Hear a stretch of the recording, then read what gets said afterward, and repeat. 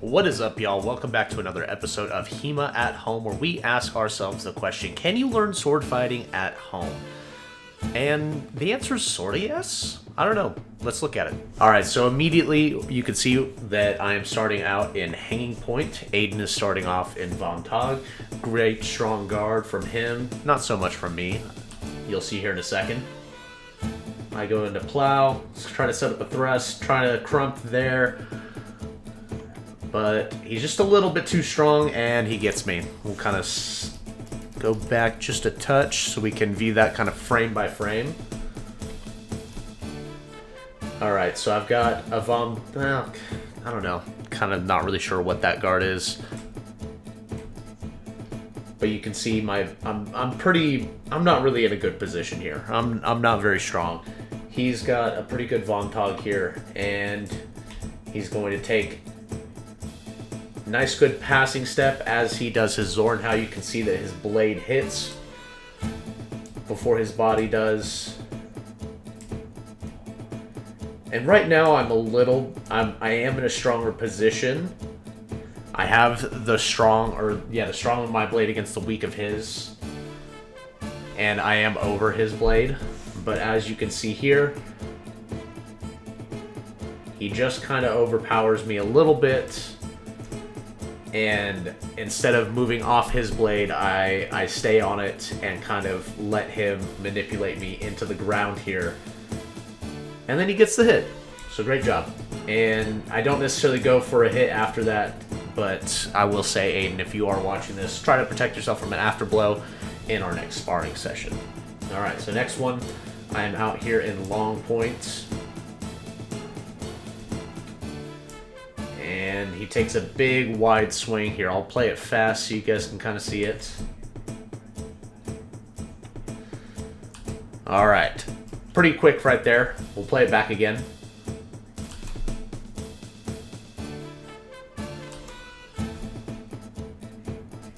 Yeah, pretty simple right there. Not much to say. So, really the big thing that Aidan, I've noticed he does a lot when we're sparring together, is he'll kind of take this rear guard and do a big wide swing to knock my blade out of the way, but the problem is it can kind of come from a mile away. And as you can see here, he does hit my blade, but I've already moved it out of the way by the time he can really even get there. I've stepped back, I step forward into his momentum as I thrust and get the hit. Alright, so we start off. I am in a bit of like a Plow Von Tog-esque guard. I don't know if there's an actual name for that, but I'm just kind of in a low guard here. Not very strong. I kind of do like a crump there. Kind of do the same thing again. Don't know. I couldn't tell when I was editing this originally if he got a hit right here on my bicep. I don't think he did, but he did get a hit on my hand, so we'll give him that. I go into Hanging Point. The reason I do this one a lot is because I kind of studied that guard a lot right before the sparring session. So I start off in Ox. Not sure what guard that is that he's doing there. You'll notice he also likes to do reverse grip a lot. Not sure what that's about, but I let him do his thing. So let's see. What did I do with that strike? Just kind of tapped the blades a bit there. I kind of deflected that. Went to defend myself for an afterblow there.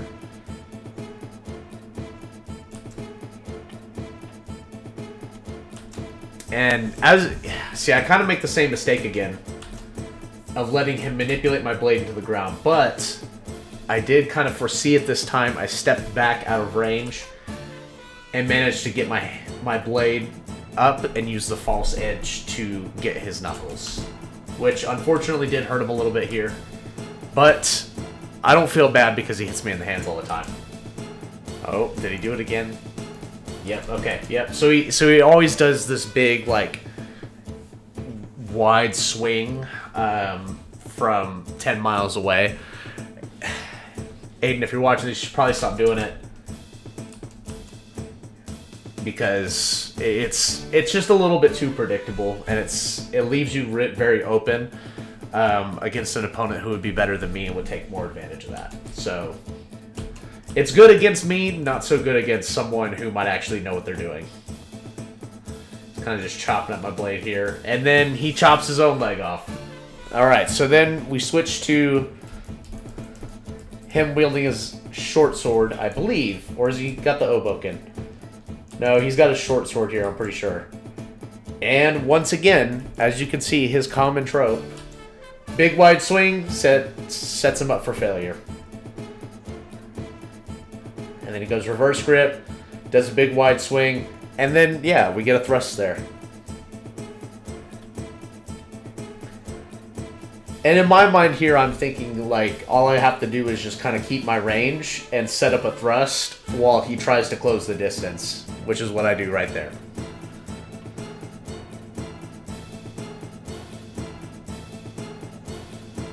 If I just kind of pester him a bunch while staying out of range, I can hopefully get an opening. But he did get me in the hands there, which is good. Oh, then we switched to Obokens. Weren't really many good sparring sessions with that combo after. So we'll start back. I kind of go into like a low fool's guard here. Once again, he does a big wide swing. I try to go for a low thrust there, and I'm a little unsuccessful. He does manage to stop. But if he had kept moving, or if I had kept moving, I definitely would have gotten that. We reset. All right, so it's kind of a blink and you miss it moment. So we'll go frame by frame here. He goes with a bit of like an Unterhau. I defend by going from... Normally what you would want to do from this position is maybe do like a Zornhau into like maybe like thrust around into hanging point or Ox, or maybe like a Zwerk or something like that. And kind of what I do here is I go into hanging point. I use the blade and the guard to protect myself.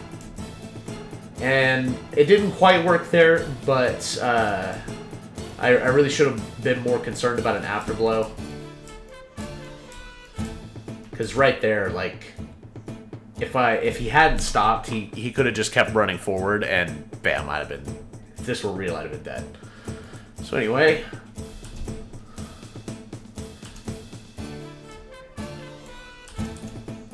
so he steps in with an underhand strike. I defend with an underhand, and I kind of do the same thing, I guess. I try, or what I was trying to do in that first one.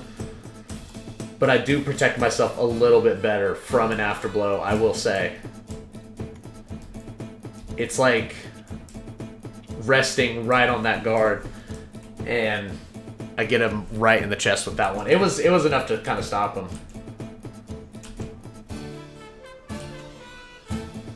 All right, so he's going for a high guard. You can see me anticipating it right there. That was a very close one. We'll go back there because it almost looks like I got him. But as you can see, there's enough room for Jesus right there. Not quite a hit. And as I'm retreating and I don't quite defend myself, and he gets me, I think, in the leg. Can't tell if he gets me in the leg or the hand. That one was tough. I couldn't tell. Oh, and then he squats down like a dog. He had to take a shit real fast. Ooh, that was honestly kind of pretty. Oh, let's rewind that. So yep, that's what I was talking about just a second ago. The Zornhau into the hanging point is kind of what you realistically want to do in this situation. And as you can tell, it works pretty well. Don't really know what I'm doing there.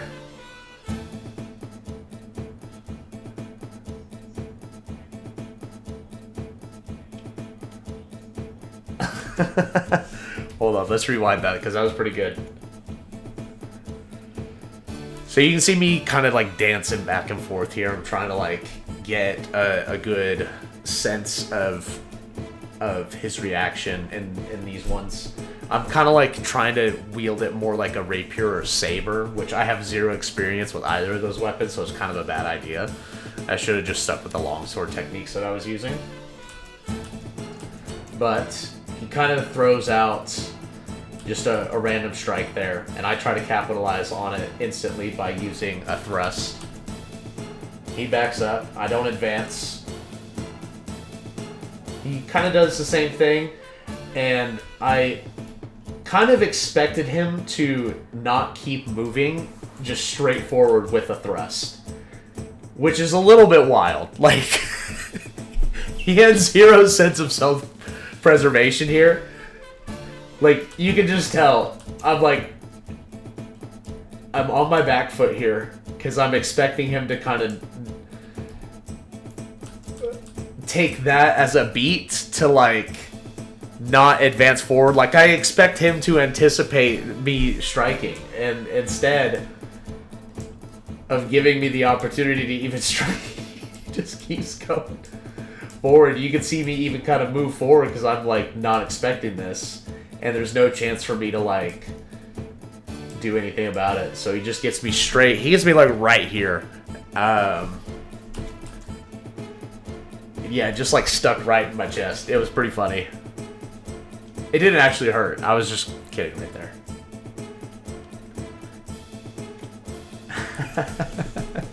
That was pretty good. I gotta rewind that.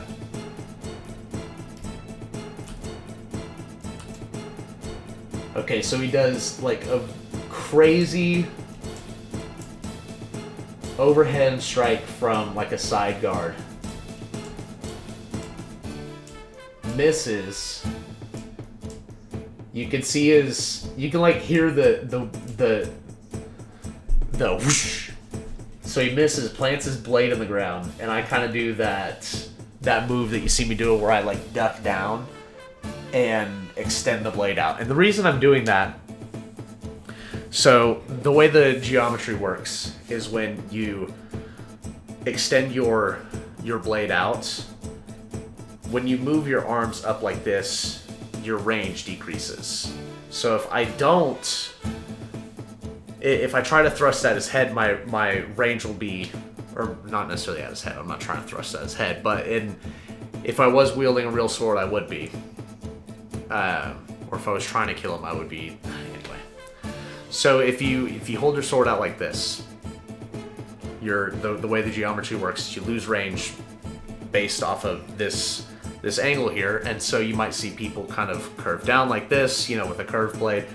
Anyway, the reason I do that is to kind of keep my distance as long as possible by keeping my arm in the position where it will extend to the furthest, because if I go up here, I will have less range. If I go down here, I will have less range. But if I keep it out forward, I will have the most range. So as long as I keep my body and my head off movement, I should be pretty successful, as you see here.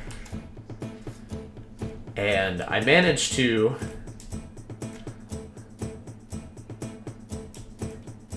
even protect myself to some degree. If this was a long sword, he would have gotten a hit on me. He would have gotten me in the hand. This would have been an afterblow, but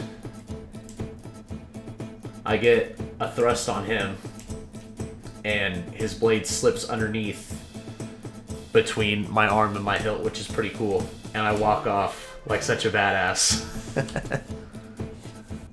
So overall, I would grade this one probably about a 4 out of 10 on both of our parts. My biggest thing is I think I need to work on doing follow-up attacks and protecting from afterblows, and definitely my footwork. Footwork is always going to be something I need to work on. And then I would say the same for Aidan. Definitely work on your footwork. But I'd say the biggest thing you do, Aidan, that you need to fix is these big, wide swings. Focus on conserving your energy and moving your blade efficiently. That would be my big piece of advice for you. But that's going to do it for this one. Please leave a comment down below letting us know what you think. And that's been Hema at Home. Peace.